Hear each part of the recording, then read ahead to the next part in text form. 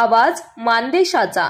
पती पत्नीच्या भांडणातून सैन्य दलात असलेल्या जवानानं रागाच्या भरात सासूचं घर पेटवून दिलं। यामध्ये आर्मीची कागदपत्रे, लाखाची रोकड या आगीत जळून खाक झाली। या प्रकरणी सातारा तालुका पोलीस ठाण्यात संबंधित जवानावर गुन्हा दाखल करण्यात आलाय। ही घटना दिनांक 24 फेब्रुवारी रोजी रात्री 10:30 वाजता आंबवडे खुर्द तालुका सातारा येथे घडली आहे। शैलेश बाबर असं गुन्हा दाखल झालेल्या जवानाचं नाव आहे। शैलेश बाबर हा सैन्य दलात कार्यरत आहे। पती पत्नीमध्ये सतत वाद होत असल्यामुळे त्याची पत्नी आंबवडे खुर्द तालुका सातारा येथे माहेरी गेली।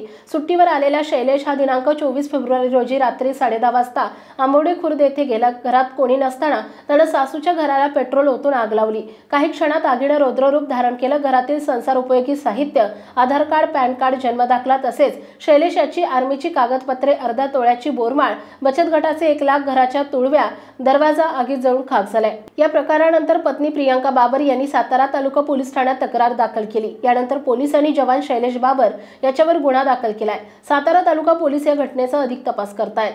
मानसोफर न्यूज। आपल्या जिल्ह्यातील तालुक्यातील लेटेस्ट बातम्या पाहण्यासाठी आजच मानसोफर न्यूज चॅनलला YouTube वर सबस्क्राइब करा आणि बेल आयकॉन प्रेस करा।